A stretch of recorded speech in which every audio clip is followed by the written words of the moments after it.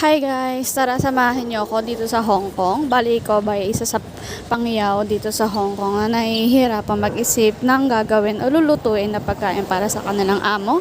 Lalo na kung ikaw ay baguhan lang dito at nag-iisip ka kung ano ang pwedeng lutuin ng mga Chinese food. Ito guys, sobrang dali lang niya gawin. Ito ang steam eggplant to guys. So, bali, ang unang gagawin mo lang guys, i-steam mo lang yung talong for 20 minutes.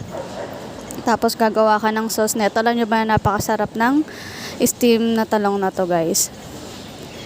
Bali, sa sauce niya, maghihiwa ka lang ng sili, scallion, tapos lalagyan mo siya ng patis, tapos magpapainit ka ng mantika, at dun mo ilalagay sa isang tasa yun. Tapos pag natapos na natin i-steam yung talong, tsaka mo ibubuhos yung pinaka-sauce niya. Subukan niyo to guys, kahit sa Pilipinas mo siya gawin, napakasarap niya, napaka-healthy pa niya, lalo na sa mga spicy lover dyan. Kaya mga kapangyaw, subukan niyo itong steam na talong, steam eggplant. Sobrang sarap na ito mga kapangyaw. Salamat sa panonood!